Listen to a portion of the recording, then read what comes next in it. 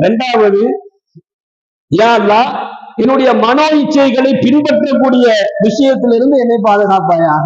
மனோ இச்சைகளை பின்பற்றக்கூடிய விஷயத்திலிருந்து என்னை பாதுகாப்பாயாக. பெருமானார் ஸல்லல்லாஹு அலைஹி வஸல்லம் சொல்றாங்க, எவர் ஒருவர் தன்னுடைய ஆசைகளின் மீது தன்னுடைய ஆசைகளை கீழே போட்டு மிதிச்சிடுறாரோ, மனதில் ஏற்படக்கூடிய அந்த மனோ இச்சைகள், சைத்தான் உருவாக்கக்கூடிய அந்த மனோ இச்சைகள், ஆசைகள், பேராசைகள், இது எது வேணாலும் இருக்கலாம். இந்த மனோ இச்சைகள், இந்த ஆசைகளை ஒருத்தர் காலில் போட்டு மிதிச்சுட்டார் அப்படின்னு சொன்னா அவருக்கு அல்லாஹ் சொர்க்கத்தை வழங்குவான் என்பதாக ஸல்லல்லாஹு அலைஹி வஸல்லம் சொல்றாங்க. அதெல்லாம் ஆசைப்படக்கூடாது என்பதாக இந்த அதில் சொல்ல வரல. மனோ இச்சைகளை கட்டுப்படுத்துதல், உள்ளம் எதெல்லாம் விரும்புதோ அதெல்லாம் செய்யறது, உள்ளத்துக்கு எதெல்லாம் ஆசைப்படுறோமோ அதையெல்லாம் நிறைவேற்றுறது, அதெல்லாம் செஞ்சு பார்த்துருவோம், மனம் ஆசைப்படுது என்பதாக அந்த மனோ இச்சைகளை பின்பற்றக்கூடிய அந்த சூழலை விட்டும் பாதுகாப்பு தேடி இருக்கிறாங்க. இதில் இருந்தும் நமக்கு பாதுகாப்பை தேடும்படி நமக்கு ஸல்லல்லாஹு அலைஹி வஸல்லம் அவர்கள் வலியுறுத்துகிறாங்க. இதுவும் மனம் சம்பந்தப்பட்ட விஷயம் தான்.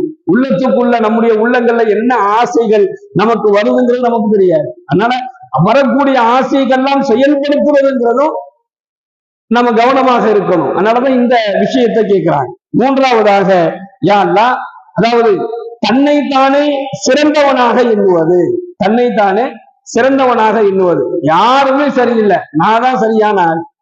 அது குடும்பமா இருக்கட்டும், குடும்பத்துல இருக்கிறோம், குடும்பத்துல யாருமே சரியில்லை, நாம கரெக்டா இருக்கோம், நாம தான் சரியான ஆளு, நாம சிறந்தவன், நம்மை விட யாருமே சிறந்தவரே இல்லை, நம்மை விட யாரும் நல்லவர் இல்லை, நம்மை விட யாரும் உயர்ந்தவர் இல்லை என்பதாக தன்னைத்தானே சிறந்தவனாக, தன்னைத்தானே ஒரு பெரிய ஒரு நிலையில, ஒரு பெருமை கொள்ளக்கூடிய ஒரு நிலையில கருதுவதும் என்ன செய்யப்படும்? அல்லாஹ்விற்கு பிடிக்காத ஒரு செயல்.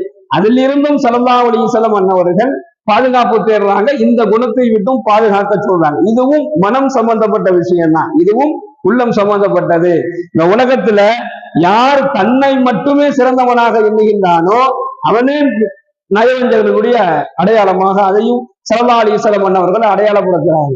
அப்போ நான்காவதாக, வெட்க உணர்வை பெருமானார் ஸல்லல்லாஹு அலைஹி வஸல்லம் அன்னவர்கள் அல்லாஹ்விடத்துல கேட்டார். வெட்க உணர்வை யா அல்லாஹ் எனக்கு நீ வழங்குவாயாக. அப்ப இந்த வெட்க உணர்வு இருக்குது. இதாலம் தஸ்தஹி ஃபஃபாலு மா ஷஅத. ஒரு ஹதீஸ சொல்றாங்க, உனக்கு வெட்கம் இல்லை என்று சொன்னால் நீ விரும்பியதை செய்து கொள்.